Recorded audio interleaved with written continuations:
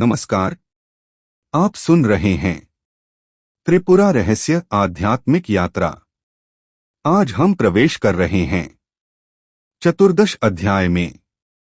ज्ञान की खोज करने वाला हर साधक एक प्रश्न अवश्य पूछता है, क्या परम सत्य कहीं बाहर है या वह पहले से ही हमारे भीतर विद्यमान है? त्रिपुरा रहस्य का यह अध्याय इसी प्रश्न का उत्तर देता है। यह बताता है कि आत्मसाक्षात्कार कोई नई उपलब्धि नहीं है, यह तो उस सत्य की पहचान है जो सदैव हमारे भीतर उपस्थित है। लेकिन उस सत्य तक पहुंचने में सबसे बड़ी बाधा क्या है? हमारा अहंकार, हमारी मानसिक अशुद्धियां और मन की निरंतर चंचलता। जब तक मन इच्छाओं, भय और कल्पनाओं में उलझा रहता है, तब तक सत्य का प्रकाश स्पष्ट नहीं हो पाता। इस अध्याय में बताया गया है कि केवल बाहरी कर्मकांडों से मुक्ति संभव नहीं है। सच्ची साधना भीतर की यात्रा है, आत्मचिंतन की यात्रा, जागरूकता की यात्रा और गुरु के मार्गदर्शन में स्वयं को पहचानने की यात्रा। आज के इस एपिसोड में हम समझेंगे अहंकार की वास्तविक प्रकृति, मन की शुद्धि का महत्व और अद्वैत आनंद की ओर ले जाने वाले मार्ग को। तो आइए अपने भीतर की इस दिव्य यात्रा को आगे बढ़ाते हैं।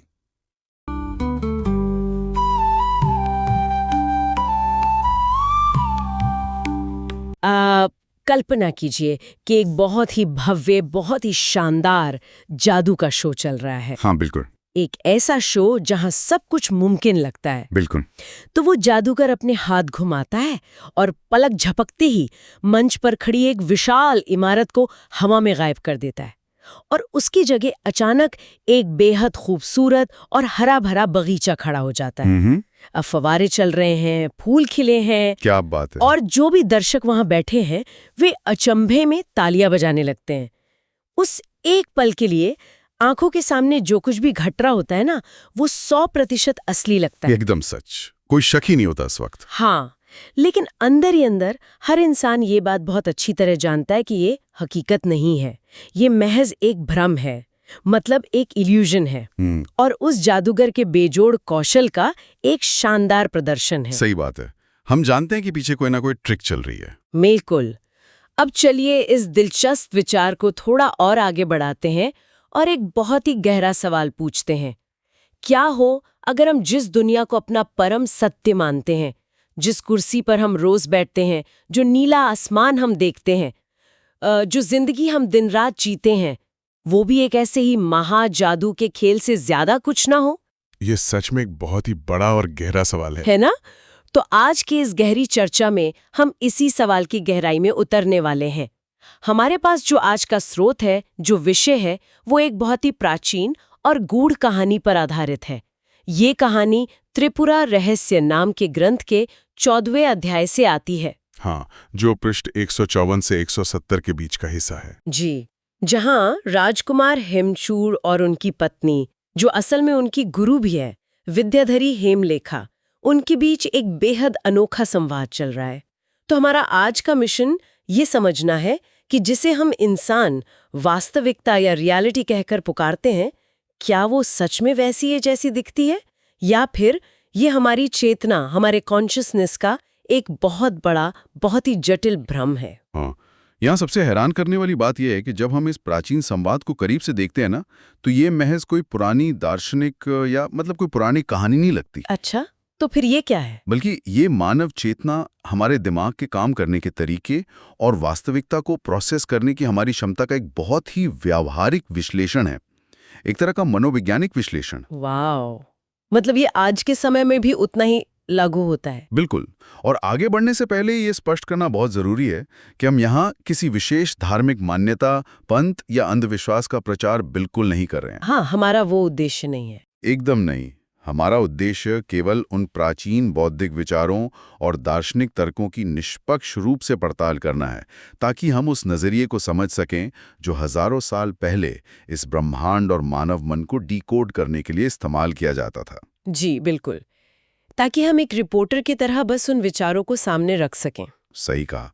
ये एक तरह का प्राचीन मनोविज्ञान है जो आज के क्वांटम फिजिक्स या न्यूरोलॉजी के कई सवालों से जाकर सीधा टकराता है। बिल्कुल, और ये नज़रिया सच में किसी भी इंसान के सोचने के तरीके को पूरी तरह से पलट सकता है। तो जादू के उस खेल वाले उदाहरण पर वापस आते हैं।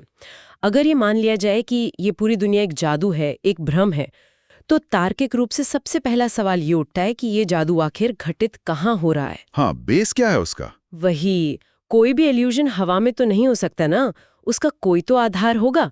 तो स्रोत के अनुसार हेमलेखा इसका बहुत ही सुंदर उत्तर देती हैं और दर्पण यानी शीशे का एक उदाहरण सामने रखती हैं। दर्पण का उदाहरण जो बहुत ही सटीक है यहाँ पर। हाँ, वो कहती हैं कि जरा एक छोटे से शीशे को देखिए। उस छोटे से शीशे के भीतर एक पूरा बड़ा शहर, बड़े बड़े पहाड़, गहरी नदियां और खुला आसमान दिखाई दे सकता है। लेकिन क्या वो विशाल शहर सच में उस शीशे के अंदर मौजूद है? बिल्कुल नहीं, वो तो सिर्फ एक प्रतिबिंब है। ठीक उसी तरह हेमलेखा समझाती हैं कि ये पूरा असीमित ब्रह्मांड चेतना यानी कॉन्शियसनेस के दर्पण में झलकता है। बिना दर्पण के परछाई का कोई वजूद नहीं है, वैसे ही चेतना के बिना इस दुनिया का कोई अस्तित्व ही नहीं है। ये बहुत ही गहरी बात है। इसे मैं ना एक और आधुनिक तरीके से देखना चाहूंगी। इसे एक सिनेमा हॉल की मूवी स्क्रीन की तरह समझ सकते हैं। जब हम फिल्म देखते हैं तो स्क्रीन पर गोलियां चल रही होती हैं, गाड़ियां हवा में उड़ रही होती हैं, हीरो और विलेन लड़ रहे होते हैं। हाँ, बहुत सारी भावनाएं उमड़ रही होती हैं वहाँ। बिल्कुल, लेकिन अगर पीछे से वो सफेद स्क्रीन हटा दी जाए तो उस रोशनी का, फिल्म के किरदारों का, उस पूरी कहानी का कोई वजूद ही नहीं बचता। ये बहुत ही सटीक उदाहरण दिया आपने। बिना उस शांत और सफेद स्क्रीन के, प्रकाश और रंगों के उस तेज तर्रार खेल का कोई महत्व नहीं है। बिल्कुल। प्राचीन विचार भी ठीक यही कह रहा है कि जो मूल तत्व है, जो फाउंडेशन है, वो इंसान की शुद्ध चेतना है। उसी चेतना के आधार पर ये दुनिया एक चलायमान छवि, मतलब एक मूविंग पिक्चर की तरह उभरती है। एक मूविंग पिक्चर, सही कहा। हाँ, स्क्रीन कभी नहीं बदलती, लेकिन उस पर चलने वाली फिल्म हर पल बदलती रहती है। लेकिन यहाँ मुझे ना थोड़ी उलझन हो रही है और मैं एक कड़ा सवाल उठाना चाहूंगी। देखिए, स्क्रीन की बात ठीक है, शीशे की बात भी समझ आती है, लेकिन शीशे के अंदर जो परछाई होती है उसे कोई इंसान छू नहीं सकता। वो पारदर्शी होती है। हाँ, वो बस एक इमेज है। और स्क्रीन पर दिखने वाली आग से सिनेमा हॉल गर्म नहीं होता। लेकिन ये जो हमारी असल दुनिया है, मेरे सामने रखी है लकड़ी की मेज, कंक्रीट की इमारतें, बाहर खड़े पेड़ पौधे, ये सब तो बहुत ठोस लगते हैं। बिल्कुल ठोस लगते हैं। अगर कोई इंसान तेज दौड़ता हुआ किसी दीवार से टकराए तो उसका सिर फूट जाएगा, उसे बहुत तेज चोट लगेगी, खून बहेगा। तो फिर इतनी ठोस, इतनी भारी और इतनी भौतिक चीज को महज एक परछाई या दिमाग का भ्रम कैसे मान लिया जाए? मैं कहूंगा कि ये एक बहुत ही स्वाभाविक और बेहतरीन चुनौती है। जब कोई भी इस दर्शन को पहली बार सुनता है ना, तो सबसे पहले यही सवाल मन में आता है। लाजमी है ये सवाल आना। बिल्कुल। और हेमलेखा इसी चुनौती का बहुत गहराई से और मनोवैज्ञानिक तरीके से उत्तर देती हैं। वो समझाती हैं कि इस दुनिया का जो ये ठोसपन या सॉलिडिटी है, ये असल में दुनिया का अपना कोई गुण नहीं है। अच्छा, तो फिर ये क्या है? ये बल्कि हमारे दिमाग की एक बहुत गहरी आदत है। इसे समझने के लिए हमें इसके मैकेनिज्म को देखना होगा। जब कोई जीव या इंसान लगातार, मतलब जन्म से लेकर अब तक, एक ही चीज को देखता है और उसकी सभी इंद्रियां लगातार एक ही तरह का डेटा दिमाग को भेजती हैं। आंख, कान, त्वचा, सब कुछ एक ही डेटा दे रहे हैं। बिल्कुल। तो दिमाग उस अनुभव को इतना पक्का कर लेता है कि वो ठोस लगने लगता है। हेमलेखा इसे एक सपने के उदाहरण से जोड़ती हैं। क्या इंसानों के साथ कभी ऐसा हुआ है कि वे कोई गहरा सपना देख रहे हों और उस सपने में वे किसी पहाड़ से नीचे गिर जाएं? अरे हाँ, बिल्कुल। नींद में कई बार झटके लगते हैं, शरीर सच में कांप जाता है। ठीक वही। उस वक्त सपने में जो जमीन होती है वो पूरी तरह ठोस महसूस होती है। जब शरीर नीचे गिरता है तो चोट का डर एकदम असली होता है। पसीना आ जाता है इंसान को। हाँ, दिल जोर से धड़कने लगता है। तो जब तक वो सपना चल रहा होता है, क्या वो 1% भी भ्रम लगता है? उस सपने के अंदर की दीवार से टकराने पर भी सपने वाले शरीर को दर्द होता है? ये तो है। उस पल में तो वही हमारी पूरी रियलिटी होती है। सही कहा। दुनिया का ये जो ठोसपन हम अभी महसूस कर रहे हैं ना, वो भी मन की उसी लंबी, गहरी और सामूहिक आदत का ही परिणाम है।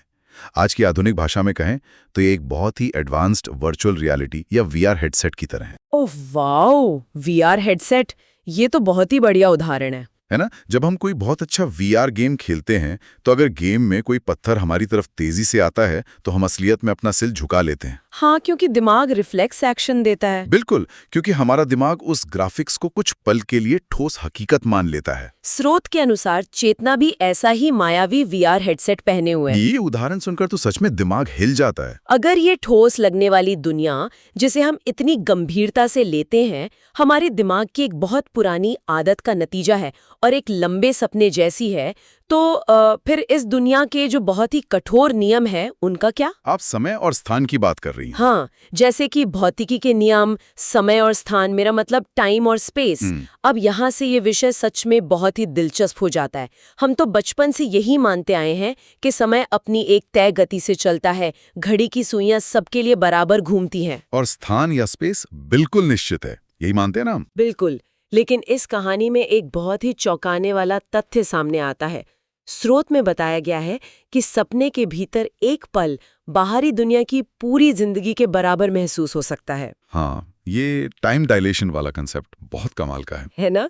कोई इंसान सपने में पैदा होता है, बचपन गुजारता है, बड़ा होता है, शादी करता है, बूढ़ा होकर पूरी जिंदगी जी लेता है और जब अचानक आंख खुलती है तो पता चलता है कि असल में घड़ी में सिर्फ 10 मिनट ही बीते हैं। ये हम सबने कभी न कभी महसूस किया है। और स्थान का भ्रम तो और भी अजीब है। इंसान के दिमाग के एक बहुत ही छोटे से हिस्से में, जो बस कुछ इंच का है, एक पूरा ब्रह्मांड बन जाता है जहां लाखों मील की दूरी का एहसास होता है। एक छोटा सा कमरा पूरी दुनिया के समान विशाल महसूस होने लगता है। बिल्कुल, सपने में स्पेस की कोई लिमिट नहीं होती। तो इसका सीधा सा मतलब है कि समय और स्थान पूरी तरह से सब्जेक्टिव है, मतलब व्यक्तिगत अनुभव पर आधारित है। ये कोई फिक्स या पत्थर की लकीर वाले नियम नहीं है। तो क्या हमारी जो ये जागृत अवस्था है, जिसे हम पूरे होशो आवास में जगना कहते हैं, वो भी बस एक दूसरा सपना ही है?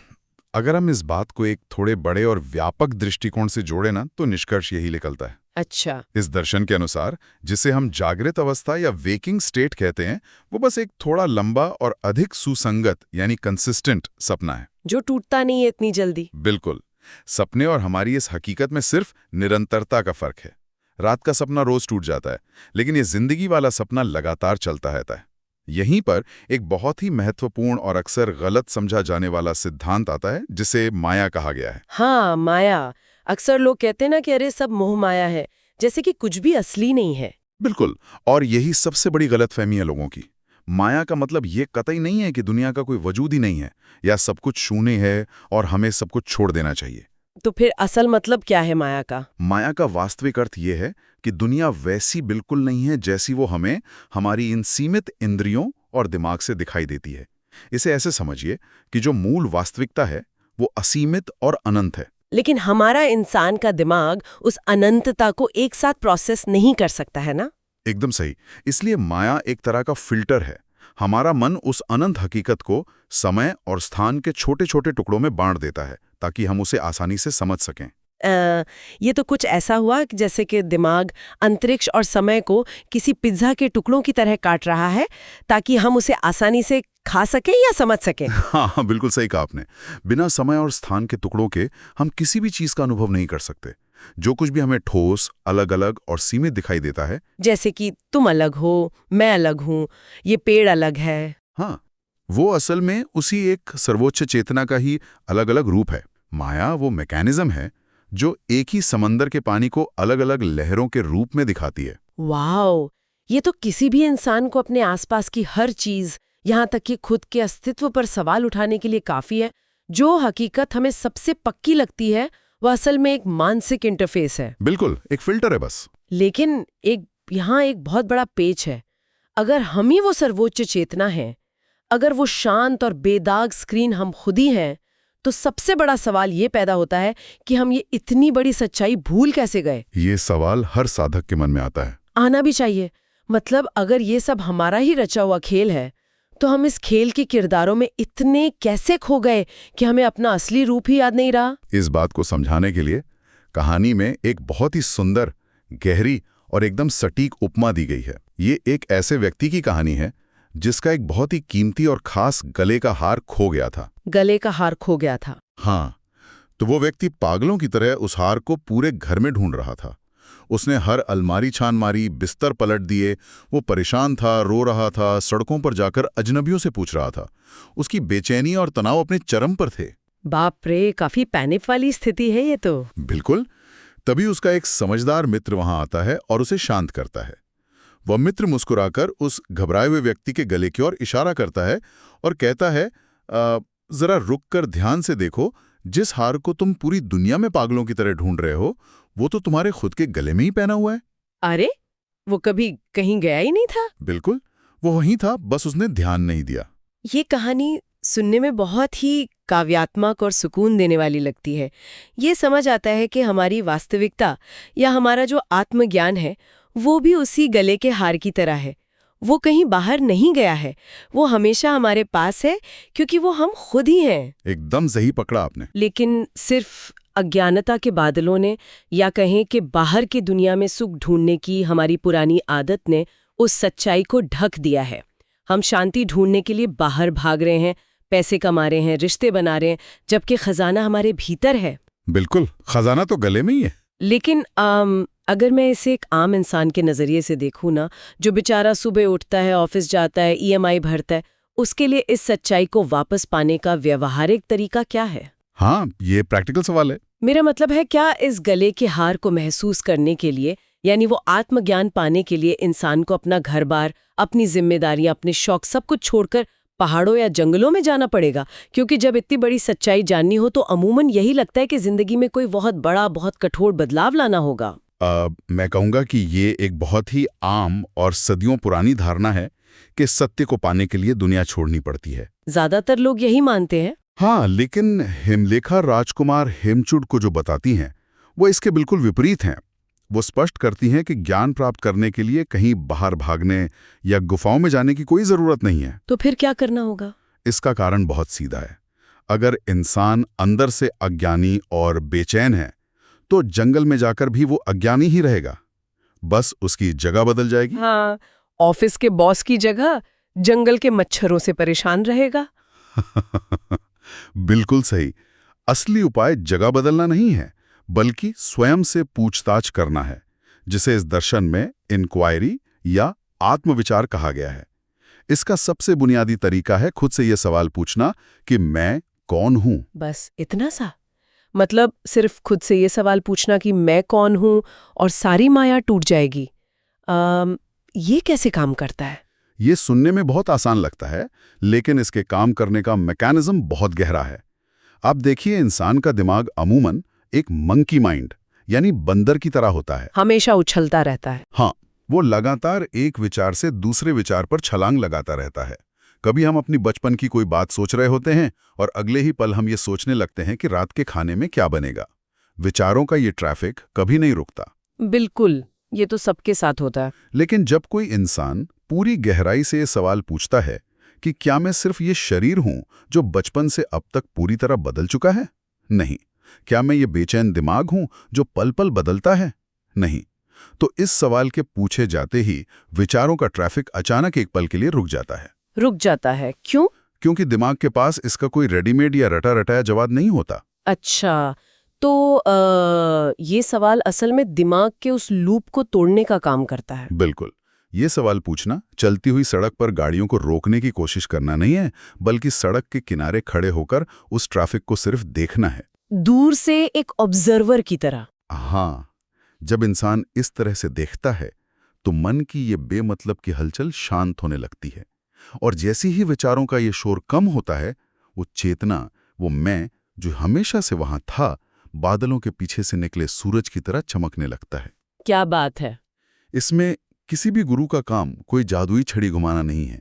गुरु तो बस उसी मित्र की तरह है जो केवल आपके गले की ओर इशारा करता है कि सच्चाई पहले से ही आपके भीतर मौजूद है, आपको सिर्फ उस शोर को कम करना है ताकि आप उसे महसूस कर सको। ये प्रक्रिया तो सच में कमाल की है। ये सुनकर तो ऐसा लगता है जैसे किसी इंसान के कंधों से कोई बहुत बड़ा बोझ उतर गया हो। बिल्कुल, एक आज़ादी का एहसास होता है। एक आम जीवन जीने वाले के लिए ये कितनी बड़ी राहत की बात है कि ज्ञान पाने के लिए कर्म छोड़ने की या अपनी जिम्मेदारियों से भागने की कोई आवश्यकता नहीं है। लेकिन कहानी में आगे क्या होता है? जब राजकुमार हेमचूड़ को ये बात समझ में आती है और उसे ये ज्ञान मिलता है तो उसकी क्या प्रतिक्रिया होती है? क्या वो अचानक से सब कुछ छोड़ छाड़ देता है? यहीं पर इस कहानी का सबसे दिलचस्प और प्रैक्टिकल मोड़ आता है। ज्ञान के इस सिद्धांत को सुनकर राजकुमार हेमचूड़ ध्यान में बैठ जाता है। वो एक बहुत ही गहरी समाधि में चला जाता है, जिसे योग की भाषा में निर्विकल्प समाधि भी कहा जाता है। निर्विकल्प समाधि मतलब जहां कोई विकल्प या विचार नहीं बचता। एकदम सही। ये एक ऐसी गहरी ट्रांस जैसी अवस्था होती है जहां बाहरी दुनिया, शरीर का एहसास और सारे विचार पूरी तरह से शून्य हो जाते हैं, गायब हो जाते हैं।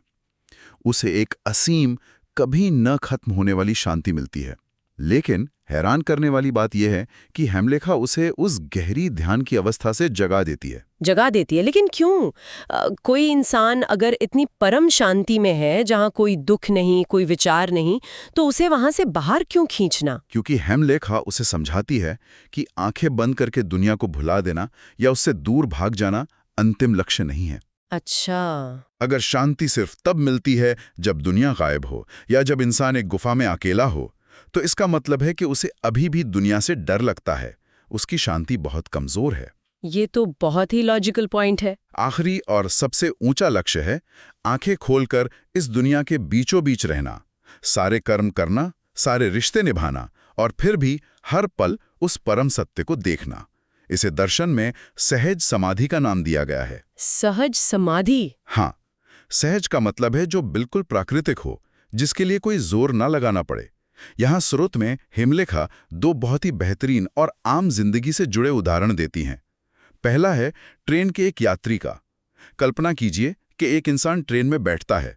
ट्रेन बहुत तेज गति से चल रही है, लेकिन वो यात्री अपनी सीट पर बिल्कुल शांत बैठा रहता है। जाहिर है वो इंसान खुद अंदर से ट्रेन को धक्का तो नहीं लगाता ना।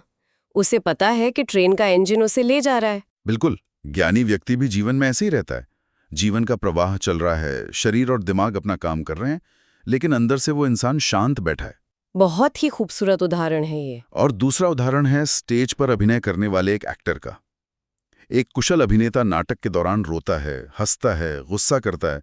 वो अपना किरदार पूरी शिद्दत से निभाता है। दर्शकों को लगता है कि वो सच में परेशान है।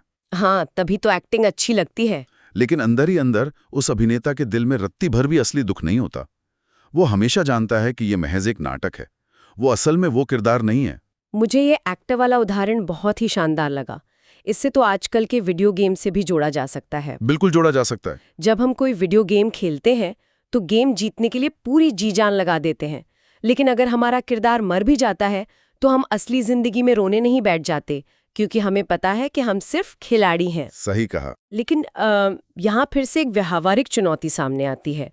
सोचिए, जब इंसान के जीवन में कोई भारी संकट सामने हो, कोई बहुत बड़ा आर्थिक नुकसान हो रहा हो या किसी अपने करीबी इंसान को तकलीफ हो, तब उस भावना के तूफान के बीच खुद को सिर्फ एक एक्टर मानना या इसे बस एक नाटक समझना क्या सच में मुमकिन है? ये बहुत ही प्रैक्टिकल सवाल है। क्या ये नजरिया इंसान को थोड़ा असंवेदनशील या रोबोट जैसा नहीं बना देगा? मैं समझता हूँ कि ये एक बहुत ही महत्वपूर्ण सवाल खड़ा करता है। अक्सर लोगों को लगता है कि ज्ञान मिलने के बाद इंसान पत्थर दिल हो जाता है। हाँ, ऐसा ही लगता है। लेकिन यहीं पर जीवन मुक्त की अवधारणा सामने आती है। स्रोत के अनुसार जीवन मुक्त वो है जो जीवित रहते हुए ही मानसिक रूप से आजाद है। इसका मतलब ये बिल्कुल नहीं है कि इंसान को दर्द महसूस ना हो या वो दूसरों की तकलीफ पर हंसे। दर्द शरीर और मन को होता है और वो प्राकृतिक है। तो फिर फर्क क्या है एक ज्ञानी और अज्ञानी में? फर्क सफरिंग में है। सफरिंग या जो मानसिक पीड़ा होती है ना, वो इस बात से आती है कि इंसान उस दर्द को अपनी असली पहचान मान लेता है। ऐसा ज्ञानी व्यक्ति बिना किसी व्यक्तिगत अहंकार के काम करता है। मतलब वो स्थिति में पूरी तरह मौजूद रहता है पर उससे बंधता नहीं है। बिल्कुल। जब किसी इंसान के मन से मेरा क्या होगा या मेरा सब कुछ छिन जाएगा का डर निकल जाता है, तब वो दूसरों की भलाई के लिए और भी बेहतर तरीके से काम कर सकता है। जब आप ये समझ जाते हैं कि ये सब एक खेल है, तो आप उसमें और भी निडर होकर हिस्सा लेते हैं, क्योंकि अब हारने का खौफ नहीं होता। वाओ, ये तो बहुत ही पावरफुल थॉट है। राजकुमार हेमचूड़ का उदाहरण ही देख लीजिए। इस संपूर्ण ज्ञान के बाद वो राजपाट छोड़कर किसी जंगल में नहीं जाता। तो वो क्या करता है? बल्कि वो आगे चलकर अपने राज्य पे शासन करता है, सारे फैसले लेता है, लेकिन पूरी तटस्थता के साथ। वो हर कर्तव्य निभाता है, लेकिन बिना किसी मानसिक तनाव के। तो अगर हम इस पूरी चर्चा के धागों को एक साथ पिरोएं, तो इन सब बातों का असली मतलब क्या है? आज के इस तेज भागते दौर में, जहां इंसान 24 घंटे तनाव में है, इसका क्या महत्व रह जाता है? बहुत बड़ा महत्व है इसका। मुझे ऐसा लगता है कि ये जानकारी ना आज के इन्फो ओवरलोड और काम के भारी दबाव से राहत दिलाने वाली एक बहुत बड़ी दवा है। बिल्कुल सही कही हैं आप। जब इंसान ये समझ लेता है कि जीवन के ये सारे भारी भरकम तनाव, ऑफिस की राजनीति, दुख और संघर्ष असल में एक बहुत लंबे सपने का हिस्सा है, और वो व्यक्ति खुद इस सपने को देखने वाली एक स्थिर और शांत चेतना है। हाँ, वो स्क्रीन है जिस पर ये फिल्म चल रही है, तो जिंदगी का भारीपन अचानक बहुत कम हो जाता है। एक अजीब सी आजादी महसूस होती है। बिल्कुल, ये समझना इंसान को जिंदगी के तूफानों के बीच एक बहुत मजबूत लंगर देती है। ये सिखाती है कि हम दुनिया की हर बाहरी परिस्थिति या अनुभवों को हमेशा अपने हिसाब से बदल नहीं सकते, लेकिन हम उन अनुभवों को देखने का अपना नजरिया जरूर बदल सकते हैं। वो नजरिया बदलते ही सब बदल जाता है। हाँ, और जब नजरिया बदलता है तो पूरी दुनिया बदल जाती है। और ये नजरिया बदलने की ताकत ही एक इंसान की सबसे बड़ी आजादी है। 100%। आज के इस गहरे सफर को समाप्त करने से पहले हम सुनने वालों के लिए एक बहुत ही नया और विचार करने लायक सवाल छोड़कर जाना चाहते हैं, जो स्रोत सामग्री से ही निकला है। जी। पूरी चर्चा के बाद एक सवाल जो मन में रह जाता है, अगर इंसान का वास्तविक अस्तित्व उस दर्पण की तरह है जिस पर इस दुनिया की हर अच्छी और बुरी तस्वीर झलकता है, तो जरा सोचिए, क्या दर्पण कभी उन भयानक तस्वीरों की वजह से खुद गंदा हो सकता है?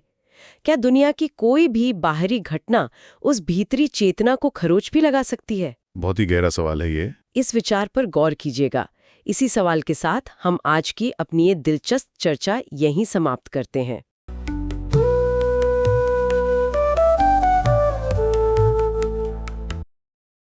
तो मित्रों, आज हमने जाना, परम सत्य कहीं दूर नहीं है, वह हमारे भीतर ही विद्यमान है।